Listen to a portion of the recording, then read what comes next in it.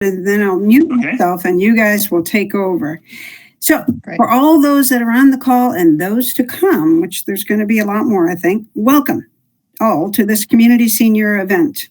We are fortunate to have John and Robin Haddon recount the fall 2019 trip down the Champlain Canal and into the Erie Canal aboard their 27-foot pocket trawler, Lyra.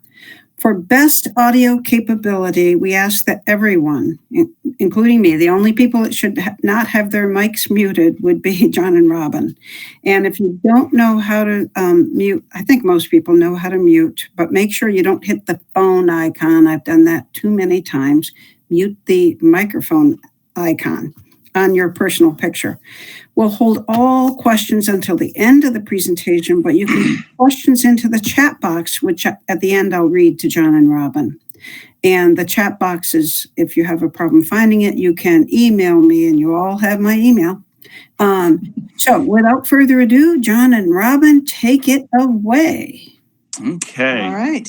Gonna go, oops, got to hit the button here. Yep.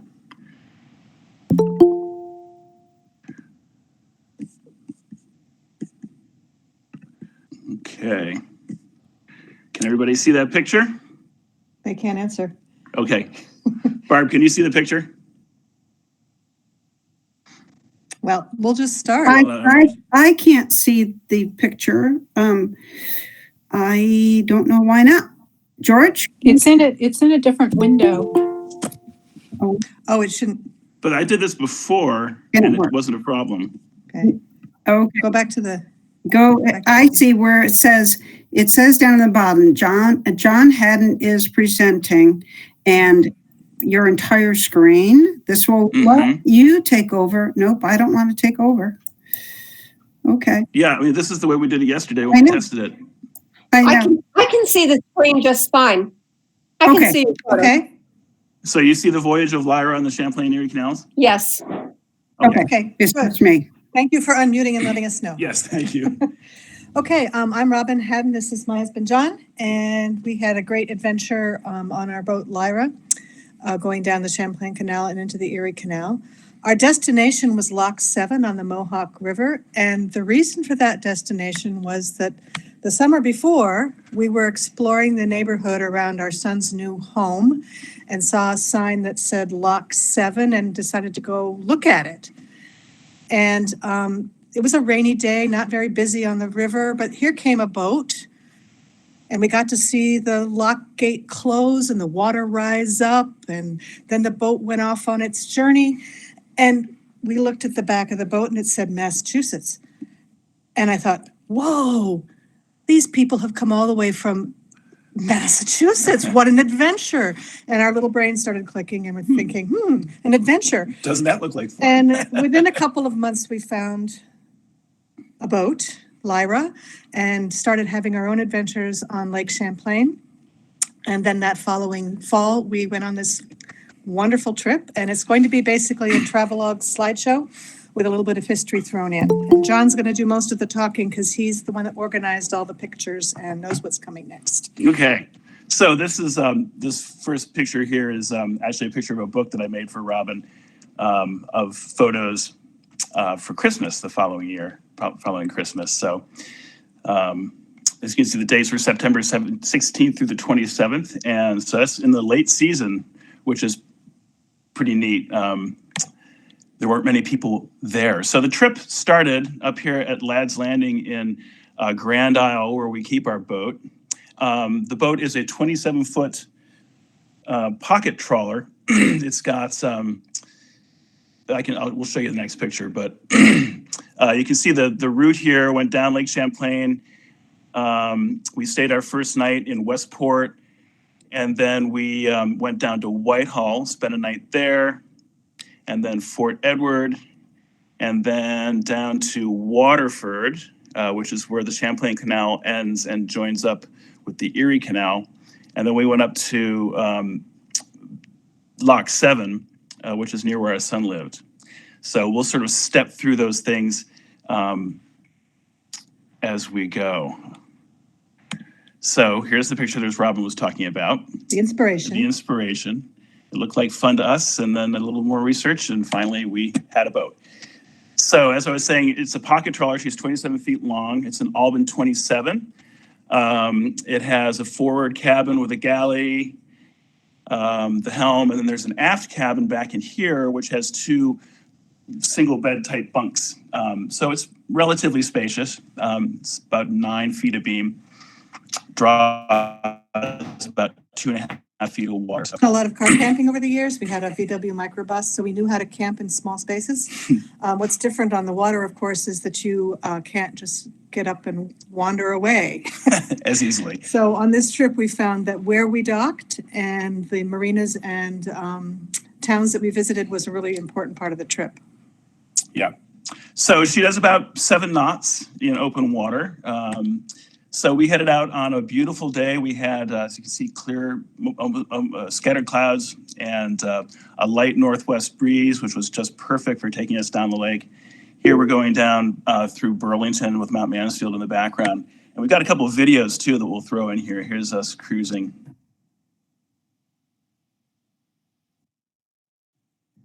That's our little outdoor grill, hangs off the back of the boat. And the dinghy up on the swim deck.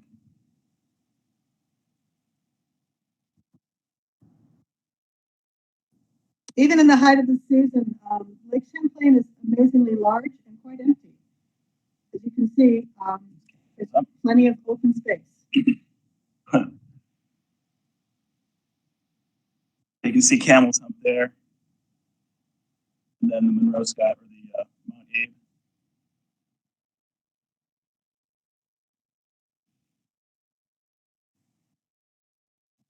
There's my hat, says Lyra.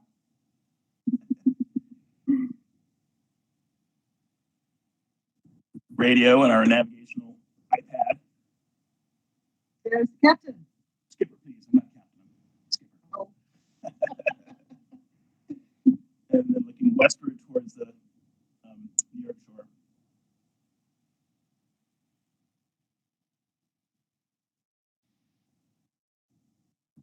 And that's our dinghy that's sort of off the back on the swim platform. We never really needed the dinghy for the entire trip, but we took it along just in case.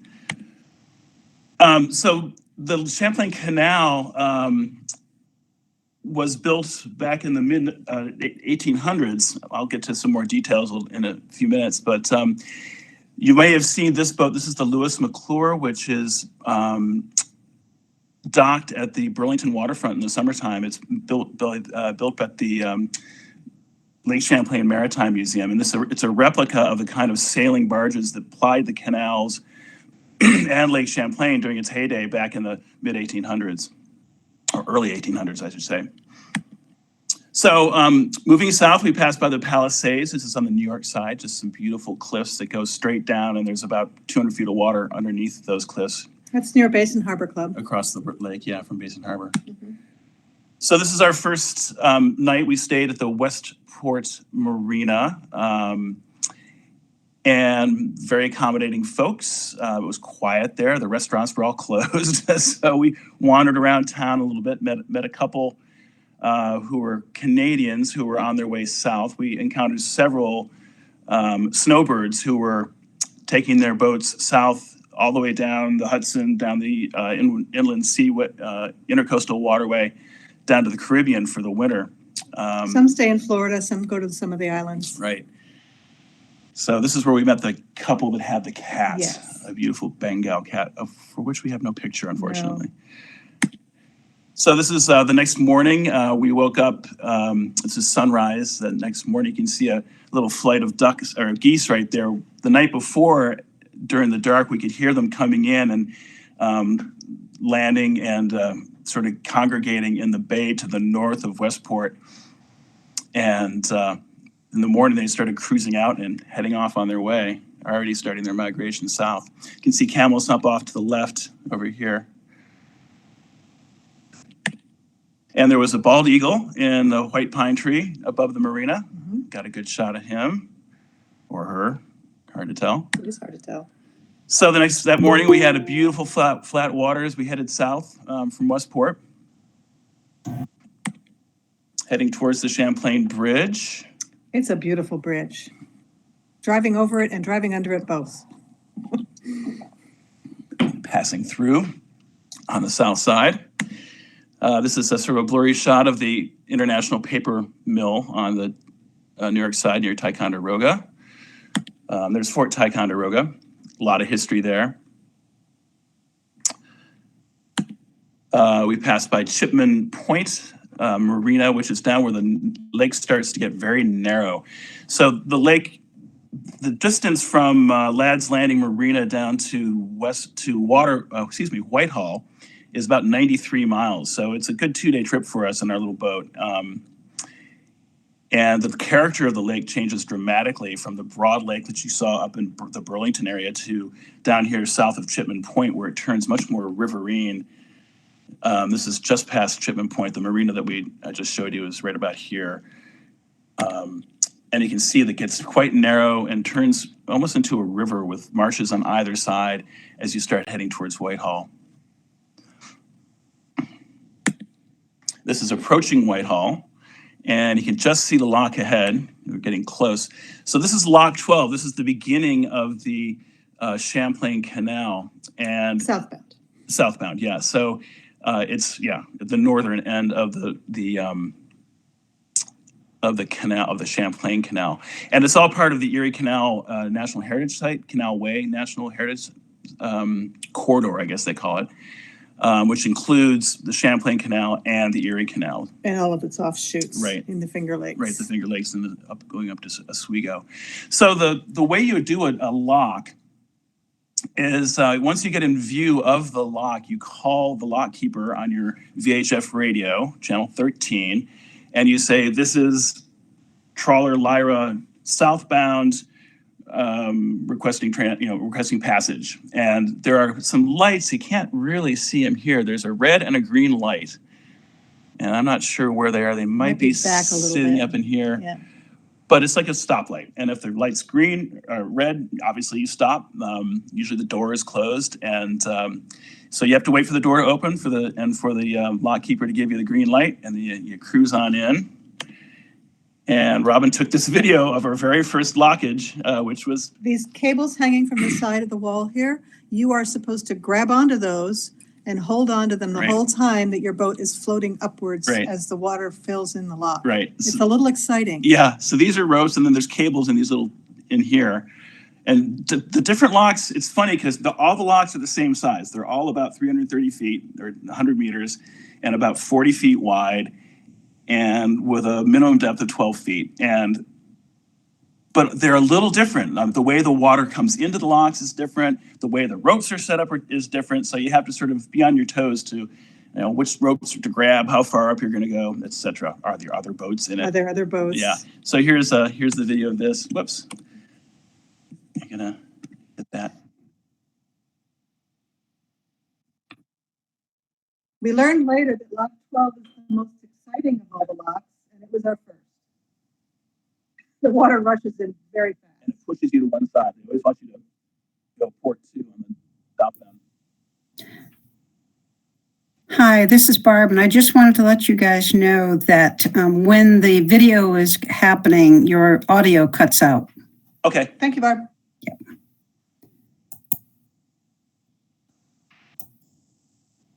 Okay. So Barb just told us that our audio was cut out when the video was going. So I wanted to say that we heard later that this is the most exciting lock of all of them, and it was our first. So we were a little nervous. Note that the face on the skipper there. The happy grin. But we made it. No scratches. I'm pretending to know what I'm doing right here. So this is still in Lock 12. And then the lock filled, the gate opened, and we motored into the harbor there in Whitehall. So many of the towns along the Champlain Canal, and I would assume the Erie Canal as well, have what are called town walls. And during the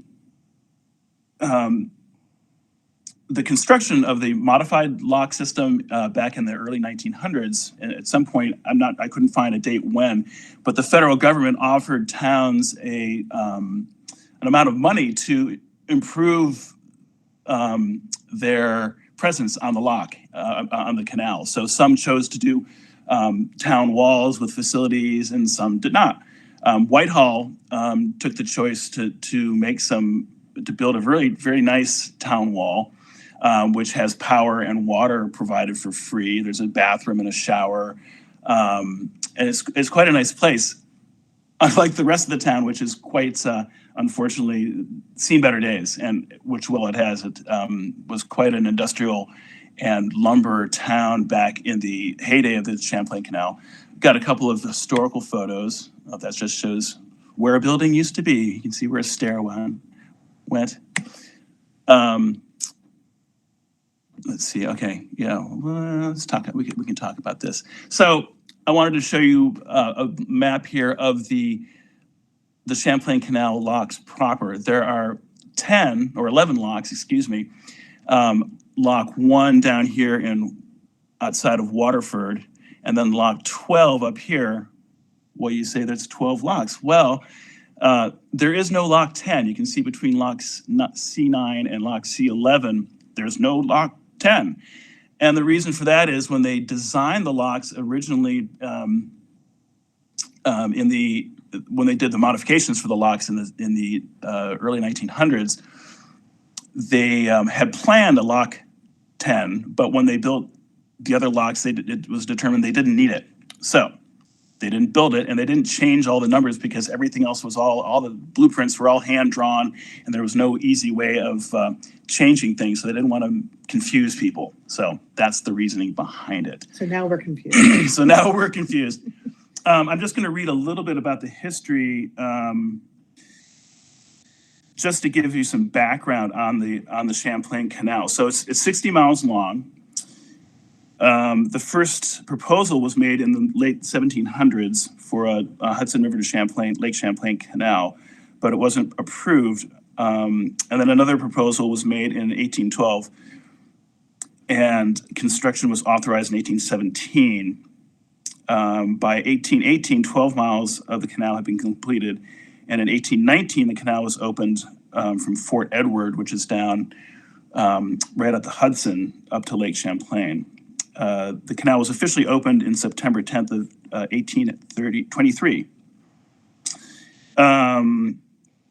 Let's see, the canal follows the Hudson River north, so if you're going northbound from down here, up the Hudson River for approximately 35 miles with 6 locks, providing navigation around dams on the Hudson.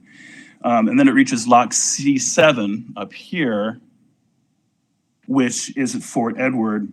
At this point, the canal follows a man-made set of channels, another 25 miles north through 5 locks that brings you to Whitehall on Lake Champlain.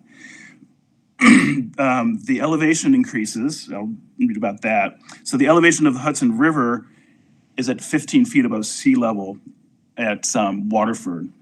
And then it rises to 130 feet by the time you reach lock C7 in Fort Edward.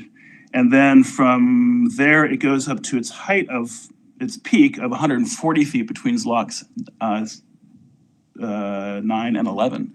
So that's the height right there.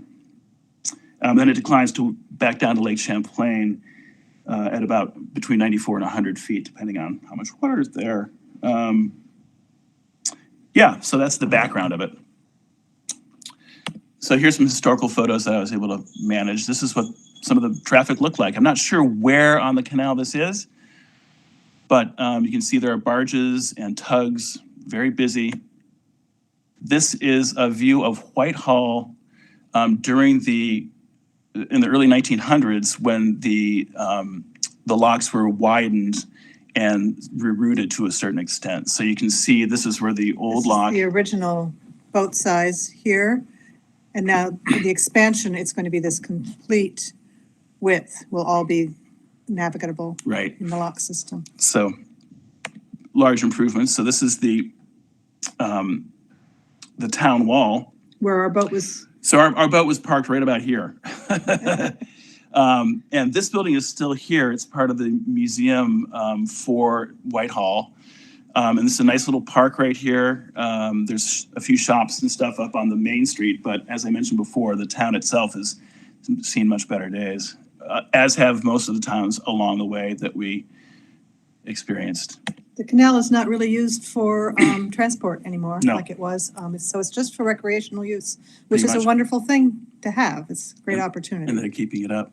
So this is immediately south of Whitehall. You can see that the canal is fairly wide, but pretty darn straight. Very straight. It goes straight ahead. This is entering Lock 11, which is at Comstock, which if you've driven down Route 4 from Whitehall to Fort Anne and that direction towards places further south, you'll drive right adjacent to the canal for a good stretch of that road to where you turn off at Fort Anne.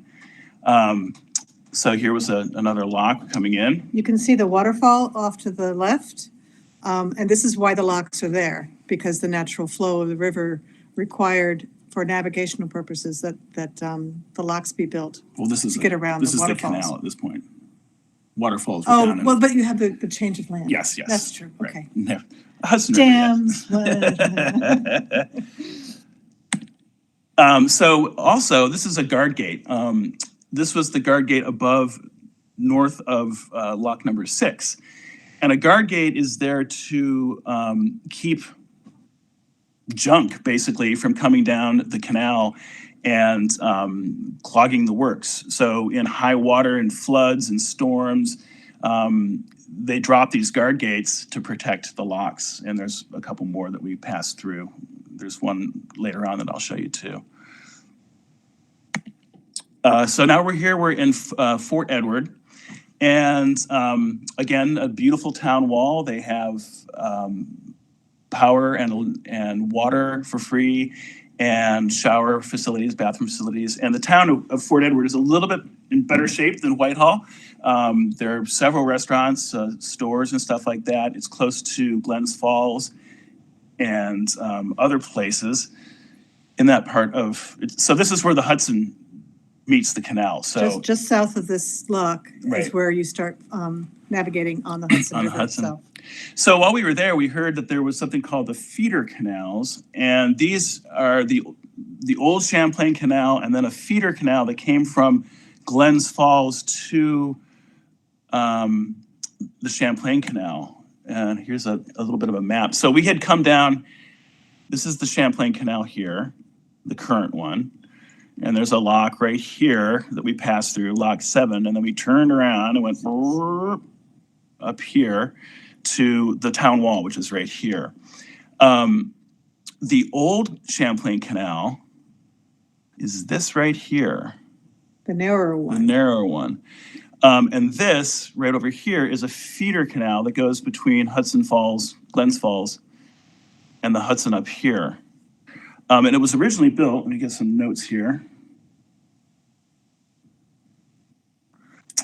So the feeder canal was constructed around 1822, and then upgraded in 1824 when the first dam failed. And its original purpose was to deliver water from the Hudson up here to the Champlain Canal, just to keep it from running dry, basically. It was just a feeder canal. But then in 1832, the feeder canal was widened and deepened to accommodate boat traffic. And there's a really neat park here that we walked down. We walked from here along the canal and then up into this park. Here's a picture of the old Champlain Canal. Now, Not flowing very Not fast flowing. these days. given over to duckweed and heron and ducks and painted turtles basking. So we made it to the feeder canal, which I showed you on the map there, and this is one of the spillways for the feeder canal. And it also has this wonderful thing called the combine of 5 locks. So these locks were quite small, as you can see. They're only, 100 feet long and 15 feet wide. So the barges that could be accommodated here were pretty darn small. A couple logs apiece, probably. Right. So this was a series of 5 locks that stepped you up. Let's see, how many feet did they say here? 55 feet between the Champlain Canal and the Hudson up in Glens Falls. So that's kind of neat. There's you can see the hardware here for the lock door that was in place at one point. And these are all manually operated. You pretty much operate the locks yourself. I know that there's one like that up in the Adirondacks. Yeah, the Saranac Lake locks are like that. So you come up and one of your passengers hops out and opens the lock, and then you pass on through and close the lock behind you. So it's all hand operated. So this is the next morning. We have are now leaving the Fort Edward Yacht Basin, as they call it, in front of the town wall on a nice foggy morning. We were joined by several other boats, which you'll see in a minute. All heading south. All heading south. This is the wall of Lock 7. So if you remember on that map where I showed you where we came down through the lock and then turned around and came back up, this is the lock we had gone through. So we had come down in the lock, and the Champlain Canal goes up that way. The man-made part of the canal does. So this is locking through with a bunch of other people, some of whom we had met at the wall the previous night. Most of these people were Canadians, and there were quite a few Canadian boats in transit. Not this year because of COVID. The lake was closed to all Canadian boat traffic, which made it quite quiet, at least up in the northern part of the lake. If you have a sailboat and you're passing through, you have to step your mast, which means to lie it down and carry it along like that, because there are lots of railway bridges and highway bridges that the canal system passes through, and a sailboat cannot sail. A sailboat must motor. Must motor. Okay. So this is, let's see, do I have a note for where this is? Mm-hmm. Entering Lock C5. So we're on the Hudson. So we're very much on the river. And the locks are built around natural or man-made obstacles, whether they be dams or rapids. Like most American waterways, at least in the East, water power was greatly revered. So anywhere there was a waterfall, you would probably see a dam and a mill to capture the power of that, the energy of that water for whatever kind of mill you would have, much like Huntington. Also, the canal the Champlain Canal, the man-made part, is kept at about 12 feet minimum depth. You don't really have to navigate. It's straight, pretty much. You work through the locks, but you don't have to worry about things. Once you get out into the Hudson, you're in a river system, so you have to pay a lot of attention to what to navigate around as far as water depth is concerned. Okay. So now we're down in Waterford, which is the intersection of the Hudson River and the Mohawk River, and also the intersection of the Champlain Canal and the Erie Canal. So they have this beautiful visitor center set up, the Waterford Champlain Canal Visitor Center, and a huge long town wall, which is about 100 feet long, 1,000 feet long. There were probably 20 boats or more, some of them really, really big. We were one of the smallest boats. We looked pretty wee in that parking spot there. Yeah. But it's a pretty cool place, and as you'll see, there's a lot of history here. Here's another view of it. Our boat is, where are we? We're right there. Yeah. Tucked in there. So this is the visitor center proper. And it's kind of a weird, there's a kind of a weird thing, because there's a person there, to welcome you. You sign in and you tell them where you're from, what your boat's name is and registration number and all that stuff. It's all free, unless you want power. They charge for power, but a nominal fee. But there wasn't much else going on there. It just didn't seem like much else was happening. Yeah. And, we did have a good meal in town. Waterford's a pretty bustling town, and went for a nice walk. This is the beginning of what is called the Waterford Flight of Locks, which I will describe. I want to say one more thing. This little boat, very cute. Unique paint job. It was kind of a neat pale green. Little tugboat. I think it was from North Carolina, and he was an interesting guy who had always wanted to come and explore the locks of Lake Champlain Canal system, and so he was on his summer trip, and it was about to turn around and go back. And that was kind of neat that people will come that far. Well, he had trailered up. Remember, he said he had trailered up to some point. Yeah, to some point. Okay, so maybe not all the way from there. Yeah. Anyway, it's kind of neat. People come from all over. I think he'd come up the Hudson and then all the way up the Champlain Canal into Lake Champlain, and I was turning around and coming back. Yeah. So I want to describe to you the Waterford flight. So this is the Hudson right here, and we had come down through here. Lock number 1 on the Champlain Canal is right just off the map over here. And you come on down and you take a hard right turn. Here you can see the Mohawk River right here spilling those falls. And this is where the town wall is, where we were parked, right here. The visitor center is right there.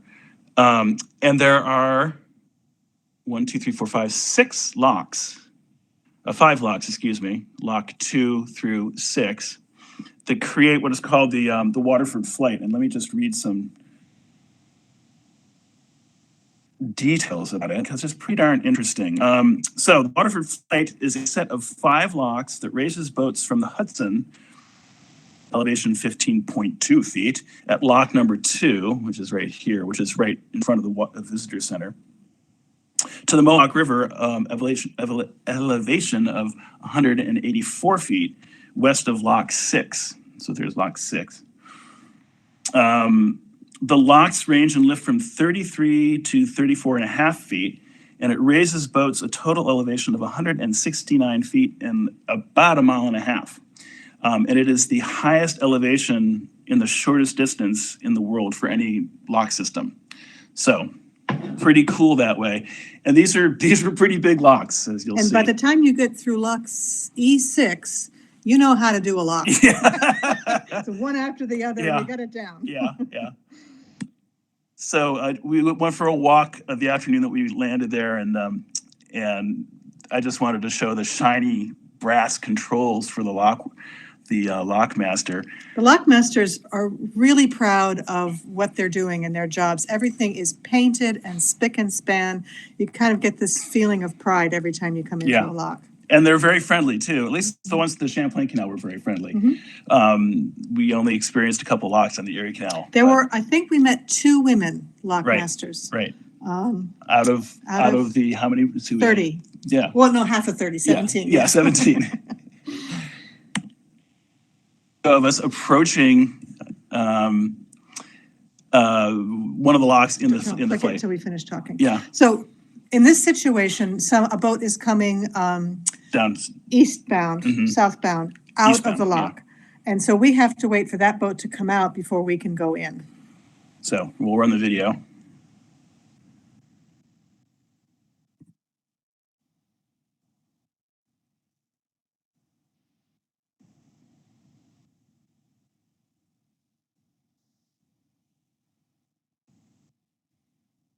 That sound.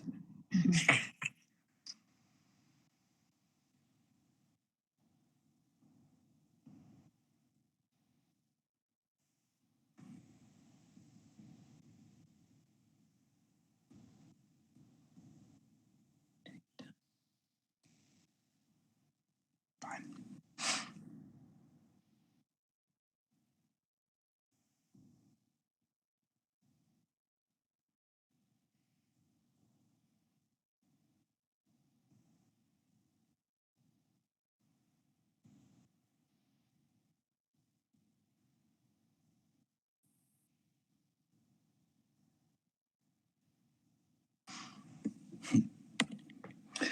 So here we are going into that same lock. It's lock 4, and you can see it's quite a canyon that you're cruising into.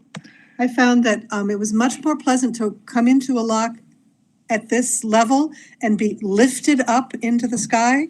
It was really kind of exciting. The way back when we were being lowered down into the canyon, it was a little less pleasant. Here's looking up from the lock, from the canyon, and here's at the top of the lock. So when the water fills in, you're like in a pool. Yeah, it's pretty neat.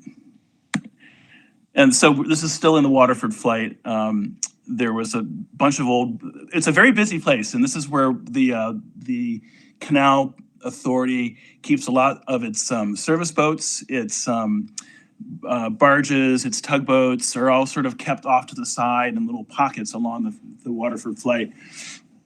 And unlike the Champlain Canal, the Erie Canal is still used for transportation. So you'll have more than just pleasure boats plying the Erie Canal system. So here's a old Really barge from Erie, Pennsylvania, as you can see on the transom. And a fancy new boat from Fort Lauderdale, the Diva, going eastbound. Sure is going down the Hudson to make it back to Fort Lauderdale for the winter. Yes. So this is another one of the guard gates. This is the guard gate at the head. There's two guard gates. That's right. At the Waterford flight. This is one of them. So now the tail end leg of our trip. I think the guard gate was about right here. Yeah, right at the mouth. But so here's Waterford down here in the corner. We had gone up through the Waterford flight, and then now we're on the Mohawk River proper. And similar to the Hudson River, the Mohawk River is navigable via locks. And we went up, and we had already called ahead and booked a slip here at the Crescent Boat Club. And our son and his wife's house is right here. The distance from, let's see, we figured this out yesterday. What was it? 13 miles. 13 miles from Waterford to Loch 7. So not a big distance. So we came here, we camped, we parked here, and then we went, and you'll see later, we've got many people aboard our boat, family members, and had some fun with them. Here's some flowers at the boat club. These marinas that allow transient people to stop by and use their facilities, sometimes for a fee, usually pretty nominal, pretty much like car camping. They're really great places, friendly people. Yeah, very friendly. Really nice. And then, of course, you get to cruise around and look at everybody else's boats, which is always fun. Right, right. And it was kind of interesting. The place was a little deserted because there was a huge yearly festival happening just upriver in the Schenectady Yacht Club. the big clam bake. That they have every year. We missed it. We missed it. There wasn't enough room for us, so we couldn't do it. Anyway, here's some flowers. And between the dock and the mainland here, there was this beautiful marsh with all kinds of critters that we saw. Here's a snowy egret. There's us. A friend of ours who visited us while we were there took this shot of us on our boat. This is at the marina. At the Crescent Boat Marina. Yeah. And here's sunrise on the Mohawk River. So this is the river proper out here. You can see a channel marker here for where the channel coming into the marina is, and right out in here is the river itself. And so let's talk about this. Yeah. So my brother also lives in that area, and my father and mother live in New Jersey, and we decided to make a big family event of our trip all the way up the log system. So that's my father, Charlie, and my mother, Bonnie, and they joined us on the boat. It was an adventure getting her in the boat. And then my brother and his wife and 3 kids joined us, and then we motored up the river, and at Loch 7, we met Taylor and Nicole. So there were 11 of us on this little boat. This little boat. Most she's ever had. And boy, could I feel it in the steering. It was pretty interesting. But we locked through Loch 7 and let the crew enjoy that and see how it was done. And then we anchored off in the pool above the dam at Loch 7, and it was swim time. It was a hot day. Yeah. It was quiet. The water was great. Everybody had a really good time. Yeah, it was lovely. There's our son, Taylor. So this is Robin's brother, Nathan, and his young son, John, or Greg. That's Greg. Yeah. That's Jennifer. Wife of Nathan. Mm-hmm. Our son, Taylor. It's Nathan and Jennifer. So that's what is kind of fun about the boating life. It's a little cramped when you're living on it, and but when you can really just sort of stop the boat, anchor, and enjoy it like a floating island, it's really, really fun. Yeah, yeah. And it's a slow process. I mean, you can see you got to wait a while. You know, going through a lock is usually about a at least a 15 to, if not 20-minute experience, depending if the lock is open or not for you. This So- is not an exciting life. It's very calm. So the trip would normally take us a little less than 3 hours to get from our house to our son's house by car. and it took us 4.5 days. Right. So put that in perspective. Yeah, there's the pace for you. So this is another one of the guard gates. So we're heading home on the northern trip. We're heading back to Vermont. So we had left the Crescent Boat Club, and we got to the first guard gate on the opening of the at the top of the Waterford flight, and It was closed. it was closed. So like, So I radioed, and finally, after about half an hour, a car pulls up to the guard gate and opens it up, and I was able to get this really cool shot of water draining out of the guard gate and sparkling in the morning sunlight. So that was worth the wait. We think we interrupted his breakfast. Yeah, I think so too. So now we're heading back. We're heading eastbound right now on the Erie Canal. This is back at Lock 2, where we had begun our westward trip. We're heading back onto the Hudson. And here's giving you a sense of how quickly or not the water drains.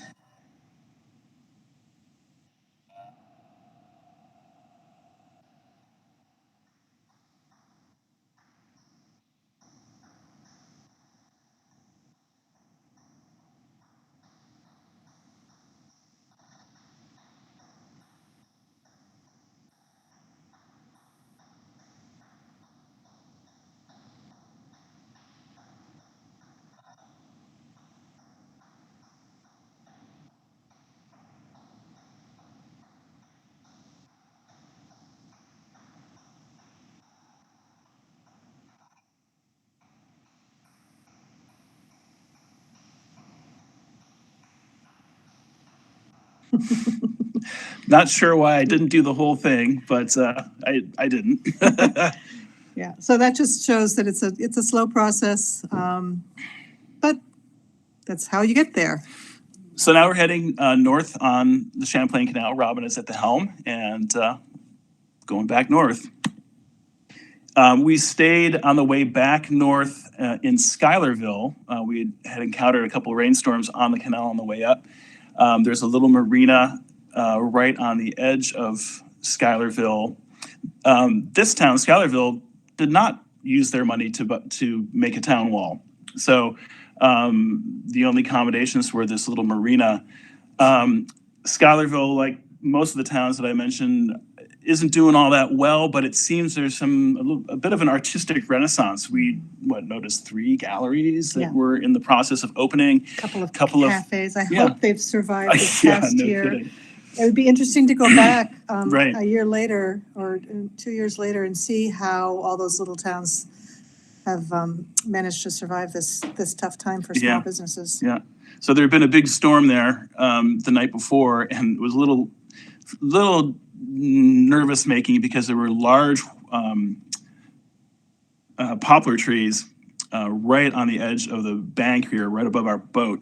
So we were a little bit concerned that the wind might cause some damage, but all we got is some leaves. So heading north on the Hudson, a couple of things we saw. This was a little lighthouse made out of bottles. All of these are like wine bottles. And then this cool broken back barn. Now we're in the Champlain Canal. This is between locks 9 and 11 at the height of the water. When we came southbound, we passed by this, and I marked it because I didn't have my camera ready at that point. So I made sure we got a shot on the way back up. And the water had actually gone up, a good 2 feet. It was down to about where my cursor is here before, and the bottom of the barn was visible. But this was very emblematic. Something, yeah. It was pretty impressive. I just threw this chart in here. I don't know if anybody really wants to look at it, but it gives you a sense of the height, lift or drop. This is northbound to southbound to northbound in this direction. So it just shows that each lock moves your boat a certain number of Feet, feet. yeah. So the average is somewhere around 14. The highest one of an individual lock was 19 and a half. And there was one way down here, where was it? That was only, 11 feet. there's one that's only 10 10 feet feet. at Fort Edward, yeah. Yeah, so different heights. Yep. And then the mileages. So here's a workboat along the way. They are building a bike path of Yeah. the length of the canal, the Champlain Canal, from Fort Edward to Whitehall. And is sort of a continuation of what they've done along the Erie Canal, which goes from Buffalo to Albany. Which is just amazing. So a little bit of rain. The way south, we had no rain at all, and it was hot, and it was very summer-like. We could feel fall coming into the air as we came back north. Yeah. The weather changed, started to notice the leaves changing. Yeah. You can see the leaves changing on the hillside there. So we're getting close to to Whitehall again.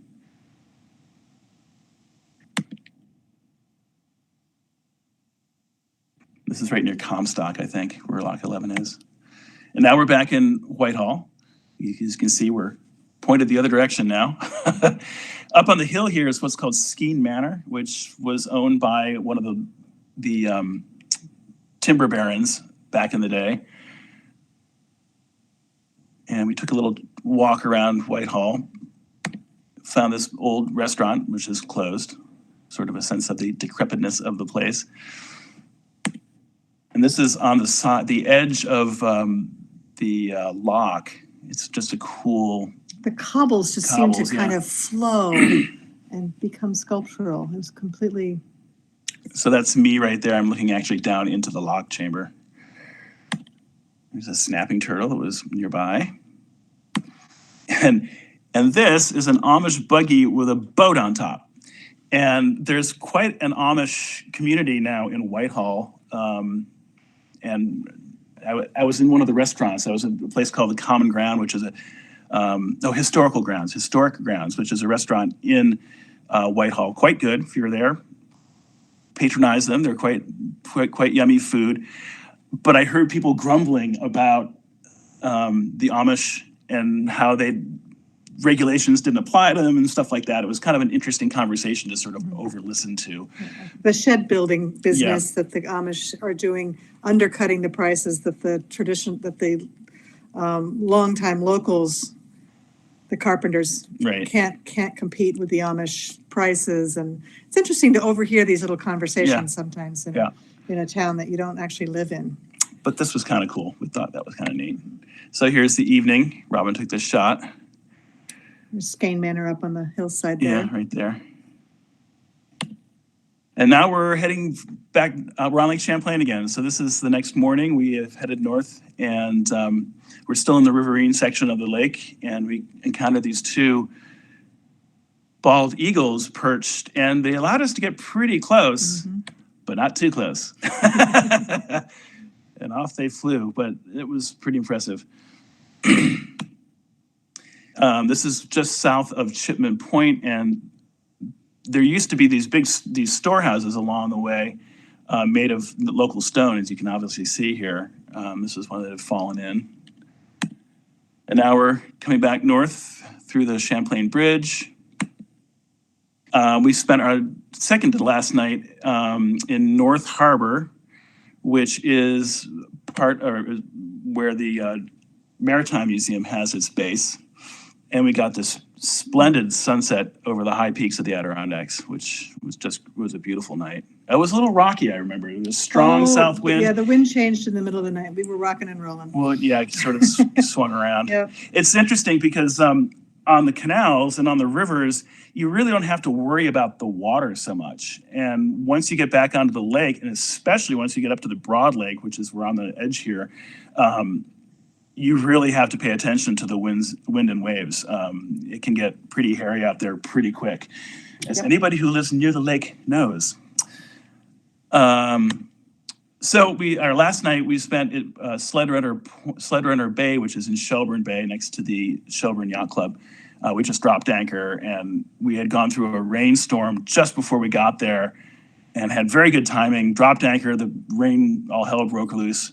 And then shortly after, the sun came out, we were a little stir crazy, so we took turns going for paddles in the dinghy. The first time we had used the dinghy the entire trip.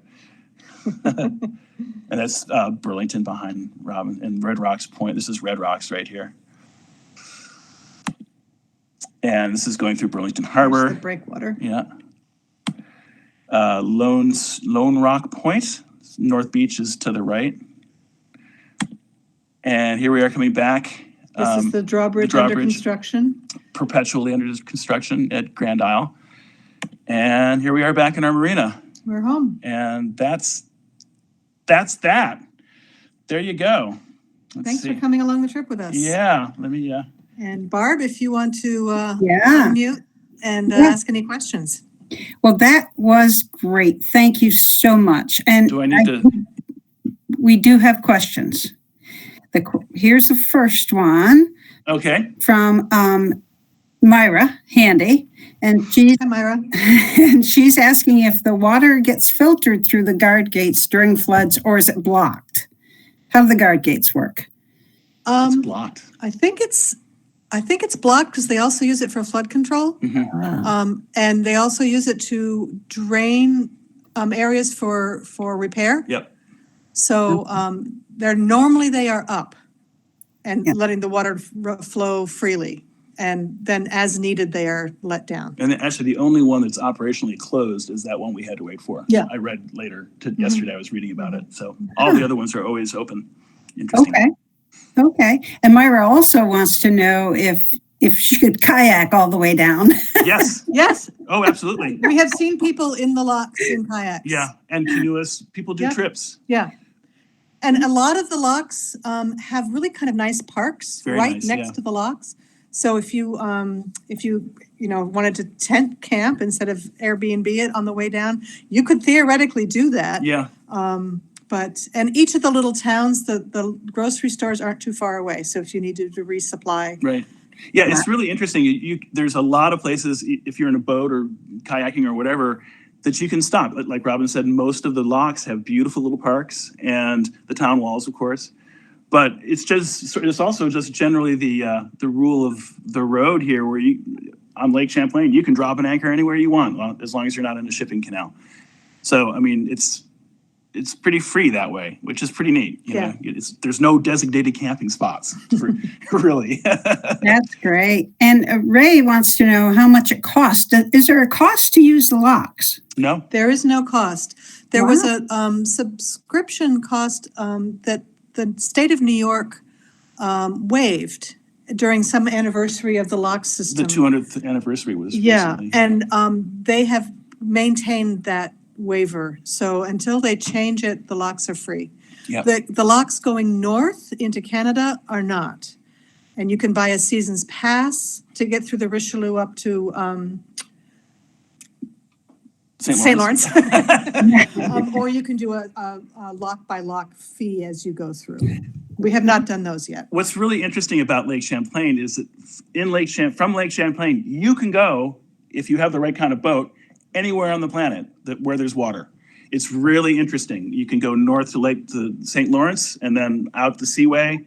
You can go south on the Hudson. You can go west to the Great Lakes. You can go north to Ottawa and then up through the northern Great Lakes. You can go down the Mississippi. It's amazing. There's a grand circuit that goes all the way through the Erie Canal, all the way around the Great Lakes, and then back down the Mississippi, and then down the Gulf Coast and up the intercoastal waterway, and then back home. So it would take you months, right? But you could theoretically do that. You'd want a comfortable boat. Yeah, slightly bigger than Lyra. That's great. And then Teresa wants to know if you've ever had a boat like this before. No. We are new boaters. So we bought the boat in the fall of 2018, took this trip the fall of 2019, enjoyed the boat very much this past summer, but I mean, we are new boaters. We have a lot of paddlecraft experience, but power boats, nope.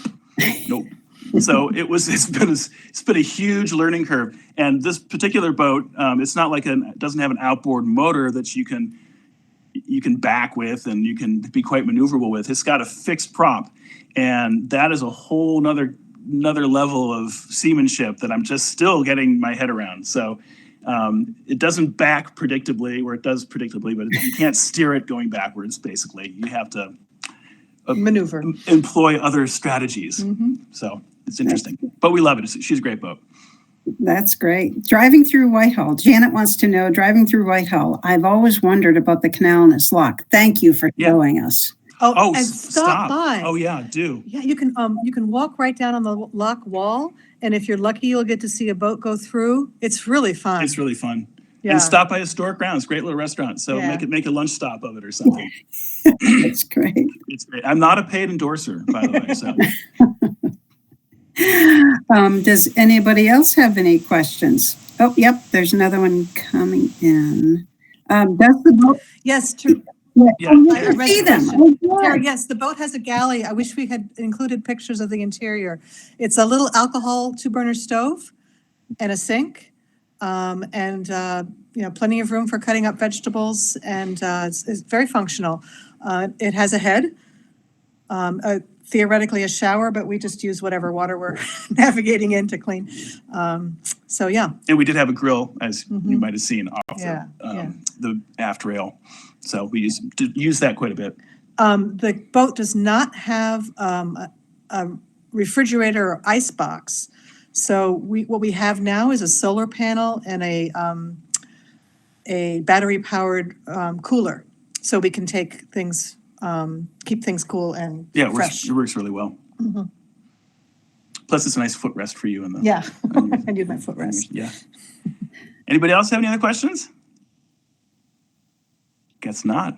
Shaking heads. What? Oh, Tom. Oh, would we do it again? Well, we would. I think we would go further out. I think we would go. We would probably want to go at least out to the Finger Lakes region. Yeah. You can also go up. There's a shorter loop that you can go up out the Erie Canal, then up the Oswego Canal that takes you to Oswego on Lake Ontario, and from there you can get back in the St. Lawrence Seaway through the Thousand Islands, and then take the Chambly Canal back down to Lake Champlain. We might do that at some point, but that's a long trip. That would be a month-long trip. Yeah, easy. Yeah. But I mean, we want to go back and see our son on Loch 7, so we'll definitely go back. Because we don't drive anymore. We just take the boat now.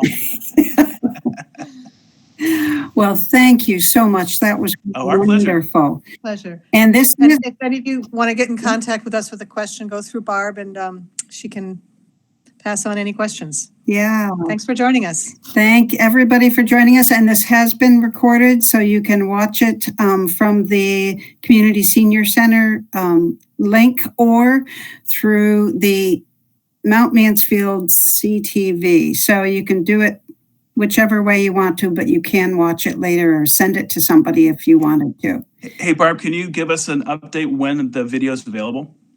I will let you know. That's really George is doing that. Okay, thanks. Thank you. Take care, everybody. Yeah, take care, everybody. Be safe. Happy Bye. holidays. Happy holidays. Yeah. Thank you. Happy holidays.